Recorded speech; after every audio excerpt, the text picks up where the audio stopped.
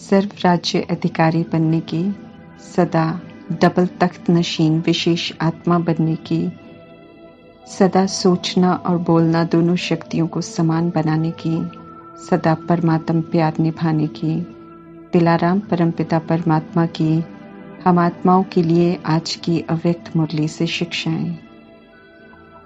संपूर्णता की स्थिति अर्थात मन मना भव हो जाए, अर्थात एक परमात्मा की याद में रहे। बुद्धि परिवर्तन के श्रेष्ठ संकल्प में एकाग्र हो जाए। संस्कार अनादि आदि दैवी गुणों से संपन्न हो जाए। ऐसी संपूर्ण स्थिति द्वारा विश्व परिवर्तन के विशाल कार्य में कहीं भी रहते हुए हमें सहयोगी बनना है। संपन्न और संपूर्ण स्थिति प्राप्त करने वाली आत्माएं विश्व परिवर्तक बनती हैं।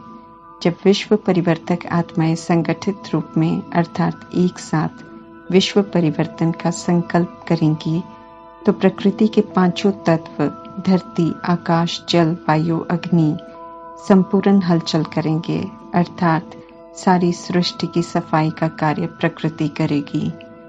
कलयुग का इतना विस्तार खत्म करने की शक्ति प्रकृति में है। भूकंप, बाढ़, सुनामी, ज्वालामुखी सारी आपदाएं सृष्टि को साफ करेंगी। चारों तरफ पाप, अत्याचार, दुख, अशांति है। तीसरे नेत्र से देखें तो ये रौरव नरक है और अनेकों के साथ तो बहुत बुरा हो रहा है। वे पुकार रहे हैं बदलाव के लिए, इसलिए परमात्मा विश्व परिवर्तन के कार्य के लिए तैयार कर रहे हैं। नंबरवार हर इंडिविजुअल अपने अपने पुरुषार्थ के प्रमाण अपने वाइब्रेशन के द्वारा वायुमंडल को परिवर्तन करते रहते हैं, लेकिन सारे विश्व परिवर्तन में संपूर्ण कार्य की समाप्ति में संगठित रूप की एक ही वृत्ति और वाइब्रेशन चाहिए।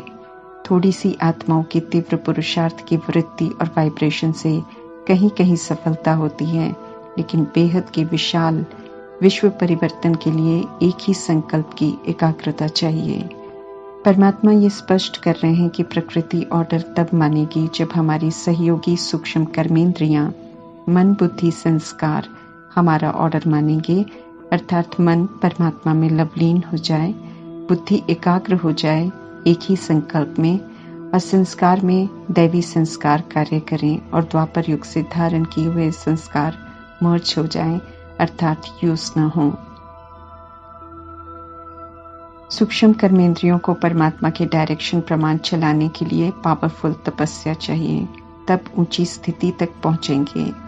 परमात्मा राजयोग की विद्या सिखाते हैं ताकि हमारी सूक्ष्म प्रकृति अर्थात हमारी सूक्ष्म कर्मेंद्रियां मन, बुद्धि, संस्कार ऑर्डर में रहें, डायरेक्शन प्रमाण चलें, तभी यथार्थ रीति से सहयोगी बन सकेंगे।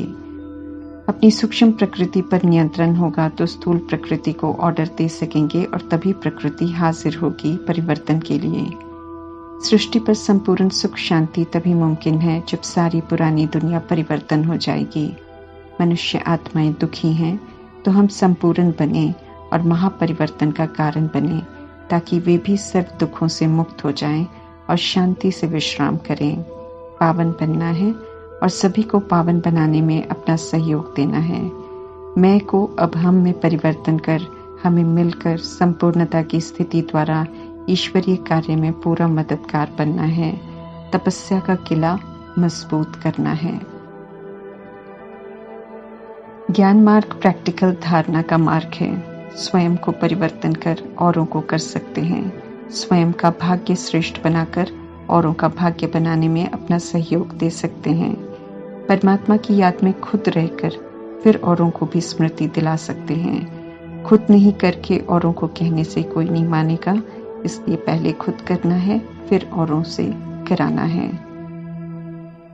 सोचती तो बहुत श्रेष्ठ हैं, परंतु परमात्मा सदैव ही सोच और कर्म में समानता लाने की समझ देते हैं। जब इन दोनों में समानता हम लाएंगे तभी परमात्मा प्यार को निभाने वालों की लिस्ट में आएंगे। परमात्मा से प्यार तो सभी करते हैं, परंतु प्यार को निभाना मायने रखता है और निभाने के ही मार्क्स मिलते हैं और निभाने से ही अतीन्द्रिय सुख मिलता है और सर्व प्राप्तियां जमा होती हैं।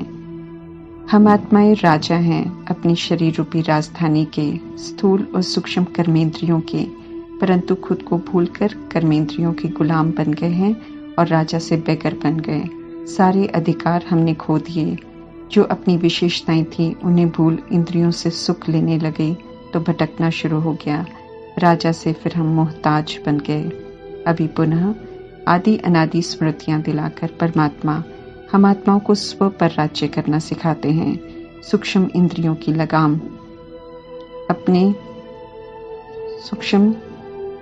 की लगाम अपने हाथ में रखकर स्थूल इंद्रियों द्वारा कार्य करने की विधि बताते हैं। स्व पर राज्य कर संगम युग में स्वराज्य अधिकारी होकर रहना है।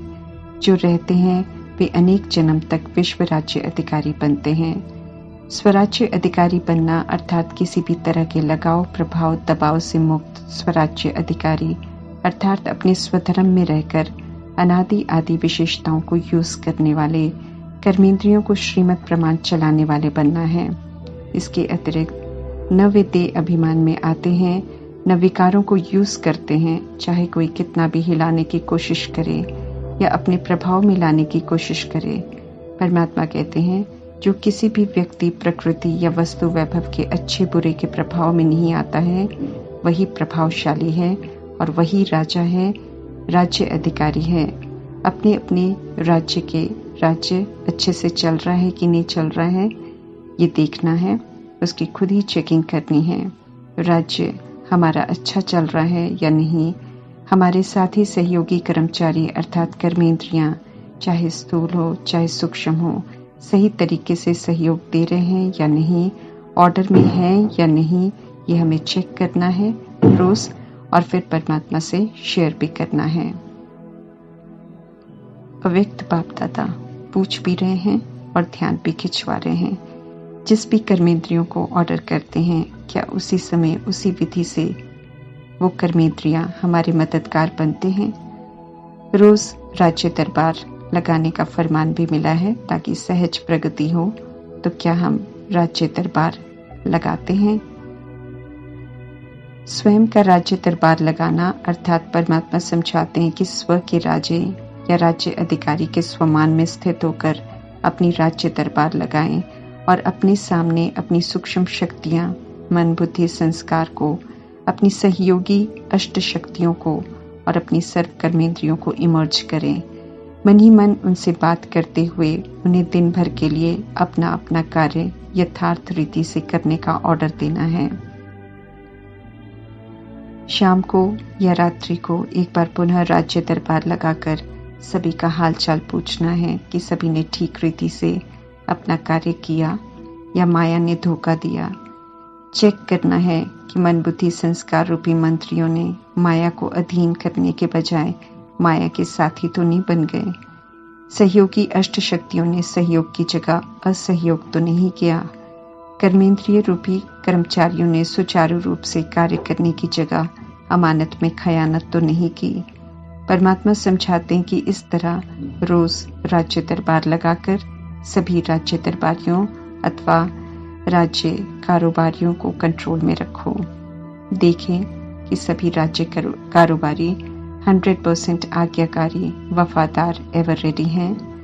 उनके हालचाल पर नजर रखनी है ताकि वे हलचल में न आए, बल्कि हमारा राज्य दरबार लॉफुल भी हो और ऑर्डर में चलता हो।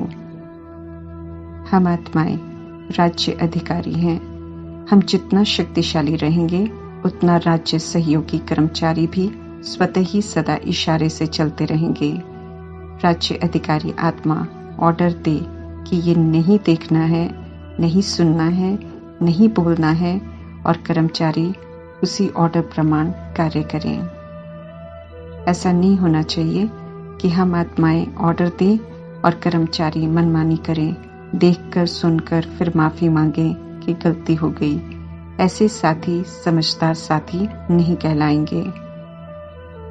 ऐसा शक्तिशाली राज्य अधिकारी बनना है जो मन को ऑर्डर दिया, व्यर्थ नहीं सोचो तो सेकंड में फुल स्टॉप लग जाए, तब युक्ति युक्त राज्य दरबार कहलाएगा। ऐसा राज्य अधिकारी बनने की समझ दे रहे हैं परमात्मा। रोज दिन समाप्त होने पर अपने सहयोगी कर्मचारियों को चेक करना है। चेक नहीं करेंगे तो गलत कर्म करने वाली कर्मेंद्रिय गलत कर्म करती रहेगी और फिर वो संस्कार पक्का होता जाएगा। फिर चेंज करने में बहुत मेहनत और बहुत समय लगेगा। उसी समय चेक और चेंज करेंगे तो सदा के लिए ठीक हो जाएगा। नॉलेज की शक्ति से उसी समय चेक और चेंज करने का अटेंशन रखना है। सिर्फ चेक करने से परिवर्तन नहीं होगा, ये परमात्मा स्पष्ट कर रहे हैं। नॉलेज की शक्ति को बुद्धि में स्पष्ट रखकर कर्मेंद्रियों को चेंज करना है। अगर कोई कार्य करना है तो क्यों करना है, अगर कोई कार्य नहीं करना है तो क्यों नहीं करना है, ये नॉलेज और विधि बुद्धि में बिल्कुल स्पष्ट रखनी है। जो आत्मा स्व का राज्य चलाने में सफल होती है वो सफल राज्य अधिकारी कहलाती है। अपने पुरुषार्थ की सफलता से औरों को भी संतुष्ट करते हैं, सभी से दुआएं लेते हैं और मिल रहे शुक्रिया और वाह वाह को अनुभव भी करते हैं। 100% सफल राज्य अधिकारी विश्व का राज्य प्राप्त करते हैं, तख्त नशीन बनते हैं। वर्तमान में भी वे सदा डबल तख्त नशीन रहते हैं। एक अकाल तख्त पर विराजमान रहते हैं, राजा स्थिति की सीट से नहीं उतरते हैं, मालिक बनकर श्रीमत प्रमाण हर कार्य करते हैं, इसलिए परमात्मा का दिल तख्त प्राप्त करते हैं। परमात्मा कहते हैं चेक करो कि सारे दिन में डबल तख्त नशीन होकर रहते हो, क्योंकि डबल तख्त नशीन नहीं रहेंगे, अपने राज्य के तख्त पर नहीं बैठेंगे, साधारण बन जाएंगे तो हमारे सहयोगी कर्मचारी कर्मेंद्रियां भी हमारे ऑर्डर पर बिल्कुल नहीं चल सकते हैं। तख्त पर बैठे हुए राजा का ही सब ऑर्डर मानते हैं। 100% सफल राज्य अधिकारी नहीं बनेंगे तो विश्व के राज्य का तख्त ताज प्राप्त नहीं होता है। तख्त नशीन रॉयल फैमिली में फिर आते हैं। स्वराज्य अधिकारी राजा अर्थात राजयोगी के रूप में ही परमात्मा हम आत्माओं को देखना चाहते हैं। अगर कर्मेंद्रियां हमारा कहना नहीं मानती हैं तो हम प्रजा हैं, और अगर मानती हैं तो फिर हम राजा हैं। जो इस समय परमात्मा की श्रीमत पर चल रहे हैं वे सब परमात्मा प्यार में हैं, परिस्थितियों को भी श्रेष्ठ स्थिति में बदल लेते हैं। और जो परमात्मा की नहीं सुनते हैं वे या तो वार और हार की दुविधा में रहते हैं या फिर हलचल में आते रहते हैं। परमात्मा से जो अंत तक ऑनेस्ट रहेंगे उनकी मुश्किलें स्वतः ही आसान हो जाएंगी, बंद रास्ते भी खुल जाएंगे। जैसे परमात्मा ने ये बताया है कि अचानक साधन काम करने बंद हो जाएंगे, विमान भी बंद हो जाएंगे, बाहर जो है वे वही रह जाएंगे और जो बाहर से आए हैं वो यहाँ ही रह जाएंगे। परंतु जो परमात्मा के आज्ञाकारी हैं उनके लिए परमात्मा प्यार की शक्ति कार्य करेगी। उन्हें मधुबन लाना होगा तो परमात्मा शक्ति ऐसा जादू कर देगी जो विमान द्वारा भेजने वाले परवश हो जाएंगे और किसी भी विधि से भेज देंगे। परंतु पुनः परमात्मा स्पष्ट कर रहे हैं कि जो प्यार को निभाने वाले हैं उन्हीं के लिए परमात्मा प्यार की शक्ति सहयोगी बनेगी। जो परमात्मा से सिर्फ प्यार नहीं बल्कि उस प्यार को निभाते भी हैं, अर्थात जो परमात्मा कहते हैं वो वायदा कर निभाते भी हैं, उन्हें परमात्मा का भी वायदा है कि अंत तक हर समस्या को पार करने में प्रीत की रीत निभाते रहेंगे। हमें प्रीत की रीत निभाने वाले कोई में कोई की लिस्ट में आना है, इसलिए परमात्मा से हमें सच्चा होकर सदा रहना है। डबल विदेशी अर्थात भारत को छोड़कर द्वापर युग से बने हुए बाई प्लॉट्स में जाकर बसने वाली आत्माओं को परमात्मा डबल विदेशी कहते हैं। ऐसे तो हम आत्माओं का स्वदेश परम धाम है। धरती पर स्वर्ग राम राज्य अपना राज्य है जो परमात्मा स्थापन करवाते हैं। जब 2500 वर्ष का राज्य पूरा हो जाता है तो देवकुल की आत्माएं विस्मृत हो जाती हैं और भ्रिकुटी से दृष्टि हटकर चेहरे और कर्मेंद्रियों की तरफ चली जाती हैं, तो स्वर्ग के राज्य से निकल जाते हैं और रावण के राज्य में आ जाते हैं। ये रावण का राज्य आत्माओं के लिए विदेश हो जाता है और जो देवकुल की आत्माएं इस रावण राज्य वाले भारत को भी छोड़कर विदेशों में अर्थात द्वापर युग में बसे हुए देशों में जाकर रहते हैं, नाम रूप सब बदल जाते हैं। फिर संगम युग में जब परमात्मा विदेशों में भी संदेश पहुंचवाते हैं तो जो देवकुल की आत्माएं होती हैं उन्हें परमात्मा का संदेश बहुत आकर्षित करता है। फिर जब वे मधुबन में मिलन मनाने आते हैं तो परमात्मा उन्हें शुरू में डबल विदेशी कहकर संबोधित करते हैं और उन्हें देख खुश भी होते हैं जब वे हिम्मत कर माया के बंधनों को, अनेक प्रकार के विदेशी रीति रिवाजों को और रस्मों की सीमा को पार कर मिलने आते हैं। हिम्मत में तो सभी पास हो जाते हैं, परंतु 108 की माला में आने में अंतर पड़ जाता है, क्योंकि हिम्मत के रिटर्न में परमात्मा से और सच्चे ब्राह्मण परिवार से जो मदद मिलती है, उस मदद को प्राप्त करने में, उसे कार्य में लगाने में, समय पर मदद को यूज करने में, शक्तियों को कार्य में लाने में अंतर पड़ जाता है। सर्वशक्तिमान परमात्मा सभी को सर्व शक्तियों का वर्षा देते हैं और बराबर देते हैं, परंतु वो वर्षा तभी हमारा होता है जब हम उन शक्तियों को रोज की दिनचर्या में प्रैक्टिकल में यूज करें। शक्तियों को परिस्थितियों में यूज करना विधि है। जब विधि पूर्वक हम यूज करते हैं तो सफलता जरूर मिलती है, फिर वो शक्ति हमारी बन जाती है। बिना यूज किए हम मास्टर सर्वशक्तिवान नहीं बन सकते हैं। परमात्मा के बनते हैं तो परमात्मा से हमें वर्षा मिलता है, ज्ञान का, गुणों का, शक्तियों का, स्वमानों का, वरदानों का, परंतु इन सभी को कार्य में लगाकर अर्थात यूज कर हमें अपना बनाना है। परमात्मा ये समझाते हैं कि कार्य में नहीं लगाते हैं। ज्ञान के जो पॉइंट्स मिलते हैं वो पॉइंट बनकर पॉइंट को प्रैक्टिकल में कार्य में नहीं लगाते हैं, दोनों का बैलेंस नहीं रखते हैं, इसलिए आगे नंबर नहीं ले पाते हैं। नंबर 1 में आना है तो परमात्मा कहते हैं कि अपनी कार्य शक्ति को बढ़ाओ। साइलेंस की शक्ति से सेकंड में निर्णय लो और सेकंड में कार्य को प्रैक्टिकल में सफल करो। सोचने और करने का बैलेंस रखो। ज्यादा सोचना और करना बहुत कम, या फिर करके बाद में सोचना, दोनों ही गलत विधियां हैं। सोचना और करना दोनों साथ साथ हो। सिर्फ सोचते रहने से कार्य का समय और परिस्थिति बदल जाती है, फिर बाद में कहने से कोई फायदा नहीं कि सोचा तो था, क्योंकि जो वर्षे को यूज करना था वो तो समय पर किया नहीं, सफलता मिली नहीं, वर्षा जमा हुआ नहीं। साइलेंस की शक्तिशाली साधन अर्थात श्रेष्ठ संकल्प की शक्ति, शुभ भावना, शुभ कामना की संकल्प शक्ति, शुभ वृत्ति की शक्ति, स्नेह और सहयोग की दृष्टि। परमात्मा कहते हैं इन शक्तिशाली साधनों से स्थापना का कार्य संपन्न करो, खुद को संपूर्ण तैयार करो ताकि प्रकृति आपका स्वागत करे।